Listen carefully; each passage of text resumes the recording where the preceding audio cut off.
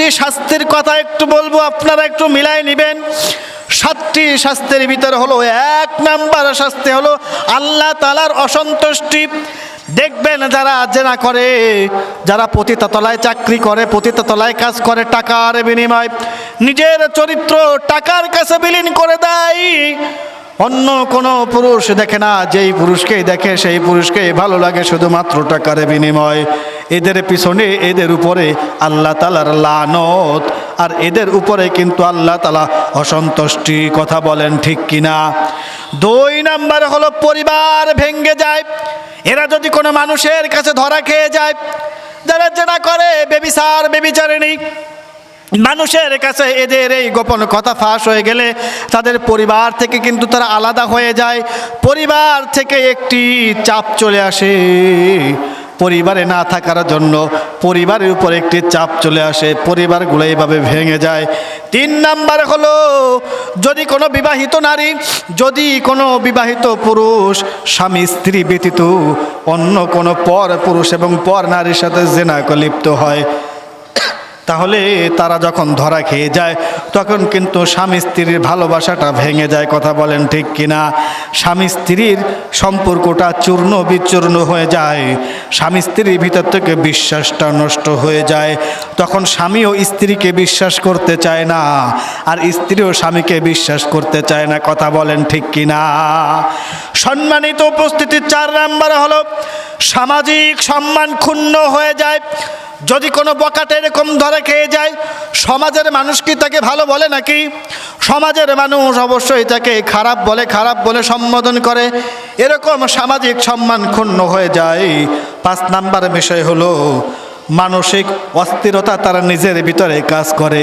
ভাবতে থাকে আমি গুনার কাজ করে ফেললাম, মানুষ আমাকে এখন আর ভালো বলে না, মানুষ এখন আর আমাকে ডাকে না, মানুষ এখন আর আমার সাথে কথা বলতে চায় না। এরকম একটা অস্থিরতা নিজের ভিতরে কাজ করে। কথা বলেন ঠিক কিনা? সম্মানিত উপস্থিতি, এই মানসিক অস্থিরতা নিজের ভিতরে নিজেকে অপরাধী বানিয়ে দেয়, নিজেকে অপরাধী মনে করিয়ে দেয়। ছয় নাম্বারের বিষয় হলো, খেয়াল করে দেখবেন, একটু লক্ষ্য করে দেখবেন বাবাজিরা আমার, বাগেরহাটের যুবক বন্ধুরা আমার, একটু লক্ষ্য করে দেখবেন, যারা এই সমস্ত কাজে লিপ্ত রয়েছে অধিকাংশ মানুষের যৌন রোগের ঝুঁকি থাকে। আছে না নাই?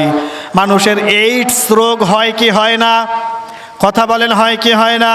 এরকম আকাম কুকাম করার জন্য, এরকম খারাপ কাজ যখন অনেক মানুষ একসাথে করে, তখন কিন্তু এই রোগটা মানুষের ভিতরে ছড়িয়ে যায়।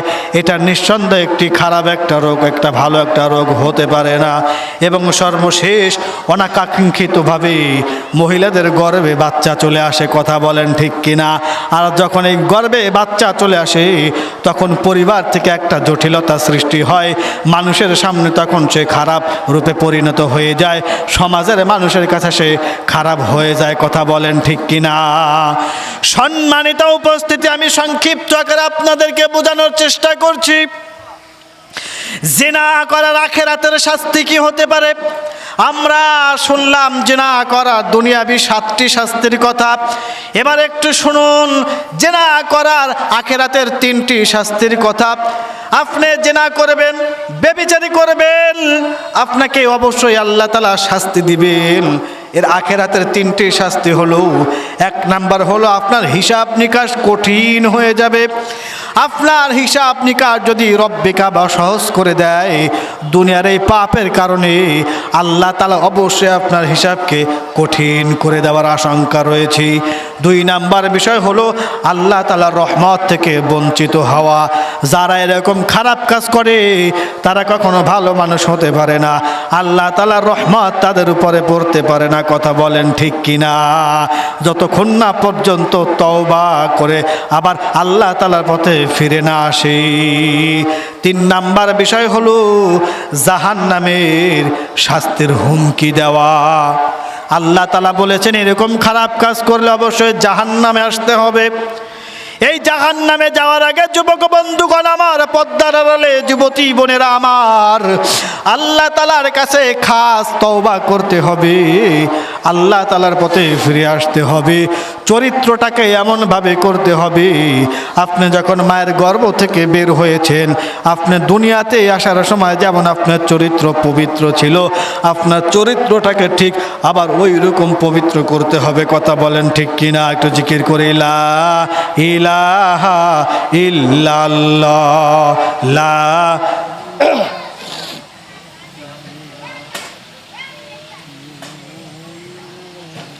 লা ইলাহা ইল্লাল্লাহু মুহাম্মাদুর রাসূলুল্লাহ। সম্মানিত উপস্থিতি, আপনি তো গুনাহ করেই ফেললেন। যখন এরকম গুনাহ হয়ে গেল তখন কি করবেন? অবশ্যই গুনাহ করার পথ আল্লাহ তাআলার জন্য, আল্লাহ তাআলার পথ পাবার জন্য দরজা খোলা আছে না নাই? অবশ্যই আছে। আল্লাহ তাআলা বলছেন সূরাতুজ জুমারের 53 নম্বর আয়াত, রব্বে কাবা বললেন কুলিয়া ইবাদিয়াল্লাযী আসরাফু আলা আনফুসিহিম লা তাকনাতু মির রাহমাতিল্লাহ ইন্নাল্লাহা ইয়াগফিরুয যুনুবা জামিআ ইন্নাহু হুয়াল গফুরুর রহিম।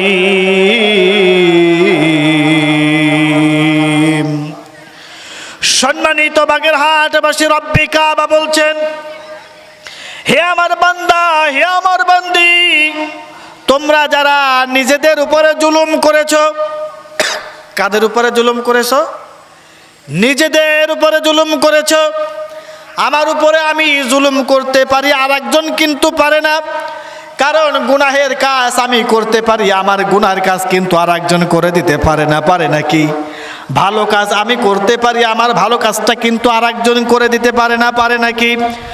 এইভাবে করে রব্বুল আলামিনের জন্য বলছেন, তোমরা যারা নিজেদের উপরে জুলুম করেছো, মানে যারা তোমরা খারাপ কাজ করেছো, গুনাহে লিপ্ত হয়েছো, গুনার কাজ করেছো, বান্দারে আমি তো রহমান, আমি রহিম, আমি দয়ালু, আমি মায়াবী। যারা নিজেদের উপরে জুলুম করেছো, খবরদার খবরদার, জুলুম করার পরেও আমার রহমত থেকে তোমরা নিরাশ হয়ে যেও না। আমরা বুঝতে পারলাম আল্লাহ তাআলা বললেন গুনাহ করার পরেও জানো আল্লাহ তাআলার রহমত থেকে আমরা নিরাশ না হই। এর মানেই হলো গুনাহ করার পরেও আমরা জানো আল্লাহ তাআলার কাছে দোয়া করি, আল্লাহ তাআলার কাছে যেন মাপ চাই, আল্লাহ তাআলার কাছে যেন ক্ষমা চাই। এটাই রব্বুল আলামিন আমাদেরকে বুঝিয়েছেন। আল্লাহ তাআলা হলো রহমান, আল্লাহ তাআলা হলো দয়াশীল, আল্লাহ তাআলাই হলো গফুরুর রহিম। কথা বলেন ঠিক কিনা?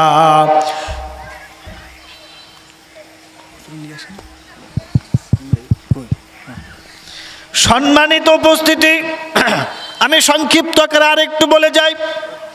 আল্লাহ তাআলা সূরাতুল ফুরকানের ভিতরে বললেন, যারা তওবা করে ঈমান এনেছো, যারা তওবা করে ঈমান আনার পরে সৎ কাজ করেছো, আল্লাহ তাআলা তাদের পাপকে পরিবর্তন করে ওই পাপগুলোকে নেক আমলে ভরপুর করে দিবেন। জোরে বলেন সুবহানাল্লাহ। তাহলে বুঝতে পারলাম আমরা যদি ভুল করেও ফেলি, ভুল করার পর তওবা করতে হবে।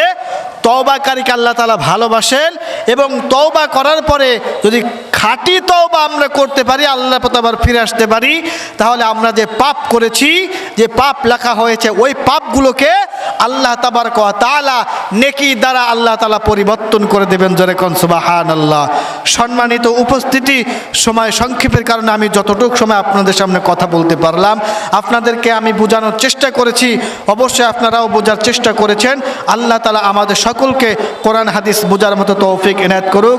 আমিন। ভালো থাকবেন।